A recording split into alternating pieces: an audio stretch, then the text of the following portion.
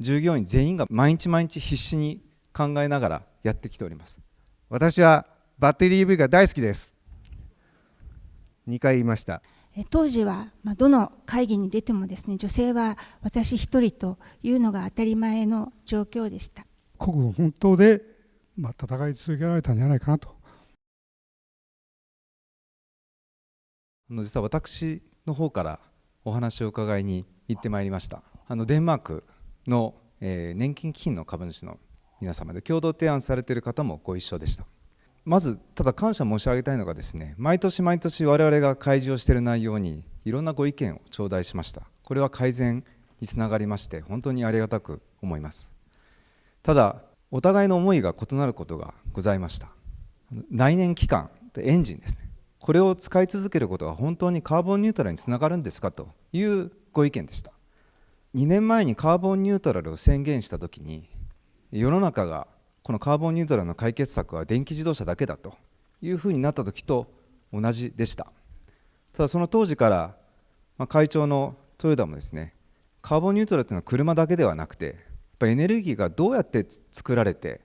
運ばれて使われていくのか、こういうことを全体見ていかなきゃいけない。そういうふうに考えると電気自動車ももちろん大事なんですけれども、いろんな選択肢を準備していかなければなりませんねと。この考え方に共感いただける方がだんだんと増えてきて、今では世論はだいぶ変わってきたと思います。デンマークは再生可能エネルギーがものすごく多くて電気自動車が普及しやすい国です。ただ我々トヨタはグローバルで事業をしている会社でございまして、まだまだ電気が通っていないところ、充電設備が整っていない国や地域が多くございます。CO2 というのは将来下げればいいということではなくて、今日から、止めるというか下げていかなければならないとなりますと、やはりいろんな選択肢が必要です。でこういった一台一台本当きめ細かく多くの電動車を導入していくためには、我々取締役会もちろん執行メンバー、それからやっぱ37万人の従業員全員が毎日毎日必死に考えながらやってきております。こういった活動をぜひ見守っていただければと思いますし、またその活動を皆様にしっかりお伝えしながら対話を続けていきたいと思っております。私はバッテリー EV が大好きです。このバッテリー EV で、車、ものづくり、仕事の未来を変えたいというふうに思っています。まず車です。皆様に、今ご愛顧いただいております。例えばハイブリッド車に対しまして、それと同等の航続距離を目指します。大きな仕事です。バッテリー EV もトヨタらしい EV だな、そんなふうに思っていただけるような商品を作り上げ、皆様にお届けしたいというふうに思っています。次にものづくりです。車の構造を変えまして、工場の生産ラインの長さを半分にしましたり、あるいは体に負担のかかります作業を減らしたい、なくしたいというふうに思っています。これは少子高齢化を見据えまして、日本のものづくりを守り、笑顔があふれる、そして働きやすい環境にしたいからです。最後に仕事のやり方です。今の時代、今お話がありましたように、スピードがとても大切だというふうに思っています。私たちの組織は開発事業だけでなく、会社の全機能が集まるチームです。このチームの中で日々同じ現場で同じ問題意識を持ち、意見を出し合い議論を重ねています。また新しいパートナーとの仕事というのは、一人一人が新しい豊かな発想を出すことができますので、新しいことがいっぱいで私たちはワクワクしてます。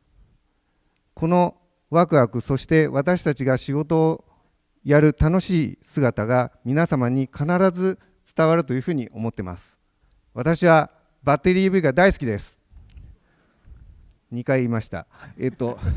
この気持ちを皆様にお伝えし、皆様の応援をいただきながら精一杯頑張ります。バッテリー EV が大好きだと2回目は反応いただきどうもありがとうございました。大好きだからテスラに勝てるかどうかは分かりません。ですけれども、大好きなエンジニアが作る車、これは人々に感動を与えるはずでございます。ぜひとも我々が作る BUV、ぜひとも、ご期待いただきたいというふうに思います。経営においてもですね、多様性、外国人、女性を引き上げていくっていうのは非常に大事なことだと思っております。で、今回ご提案させていただいております取締役監査役につきましても、外国人を4名、女性につきましては2名ということで、1名ずつ増やさせていただいている提案をさせていただいております。社内でもですね、今年の2月、いわゆる春闘といわれる労使の話し合いで、通常4回目で賃金、賞与の回答をさせていただくんですけれども、今回は1回目で回答をさせていただきました。で、その後2回目、3回目の話し合いで、職場でのですね、一人一人、多様な一人一人がですね、いつでも何度でも失敗を恐れずチャレンジできる、こういう環境に向けてですね、話し合いを労使で進めてまいりました。女性に関しましては、この14年間で採用も大幅に増やしております。事務系といわれるオフィスで働くメンバーは約4割から5割、エンジニアについては 15% から 20%、2割弱、技能系も2割ほど、現在、女性の社員を大きく採用を増やしてきております。将来的には、本部長、役員、部長、いろんな立場で女性が、もしくは外国人の方がですね、活躍できるように、いつでもレディーになっている状態を目指してですね、取り組みを進めてまいりたいと思います。大塚の方から一言補足、および今までの経験値から大塚を追っていく、女性のね、みんなのに、エールを送るためにも、ご発言いただきたいと思います。今会長からありました通り、私は約30年前に当時の事務系の総合職の1期生として入社をいたしました。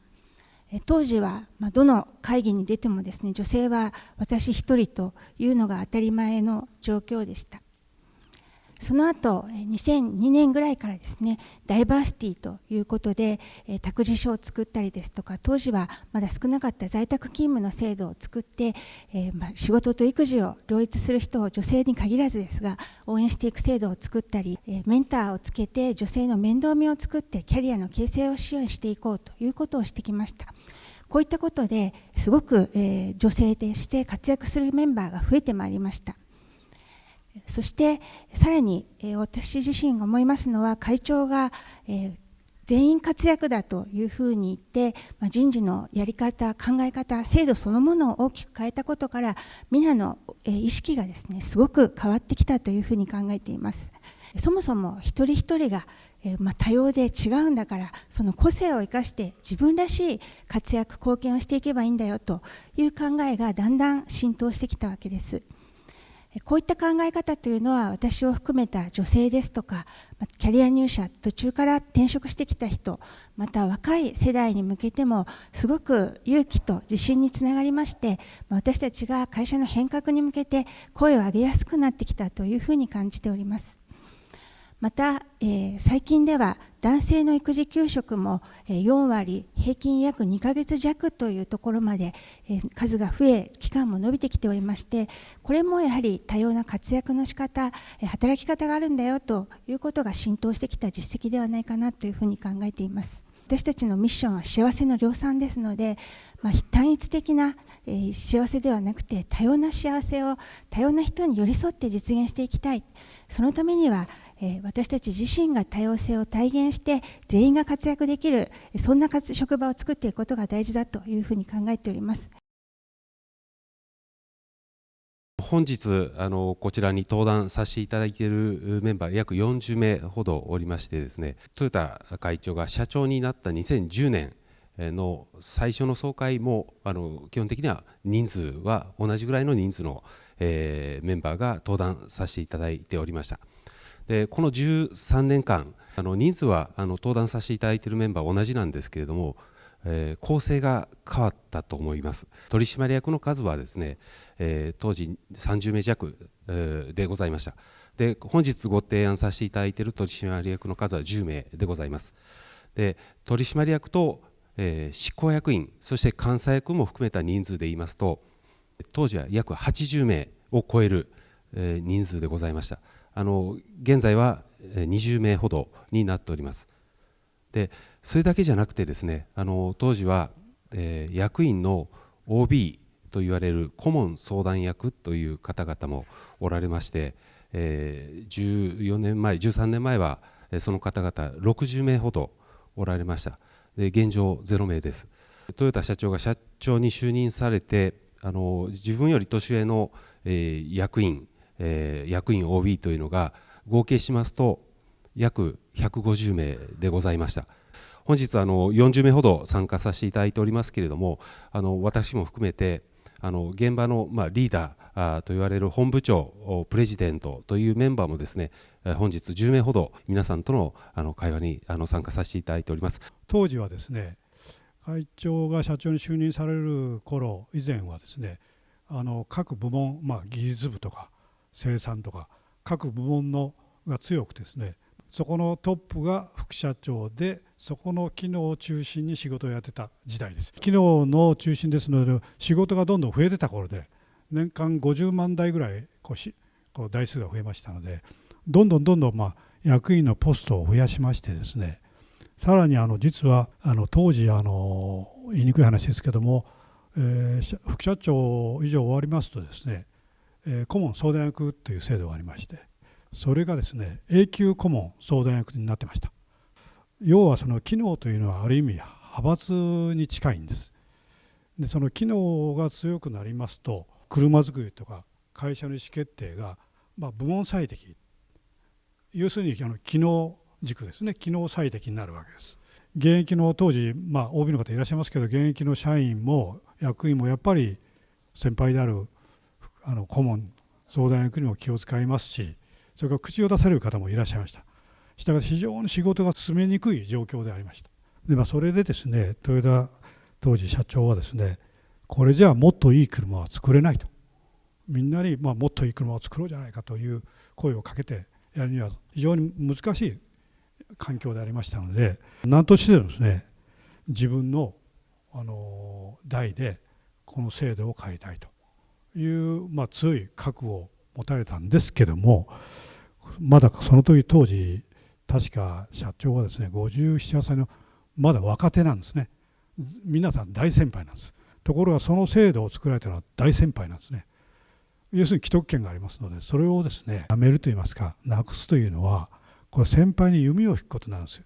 若干57、8歳の若社長がですね、とにかくこうしないと仕事がスムーズにスピード感を持って進めれないと。で進めるにあたってですね、猛反対に当然合うわけです。名誉会長もそれから OB の方々もやっぱ既得権ですので猛反対になります。それから現役の役員はそれは手が出せませんね、怖くて。そういう中で一人でですね、自分の社長退任もかけてお一人一人に粘り強く向かわれましてですね、説明していったわけです。とにかく次世代、今の佐藤さんたちのこの世代にバトンを渡すんだと強い覚悟で、今言った満身創痍でですね、国軍本当で戦い続けられたんじゃないかなと、横で見ててですねそう思います。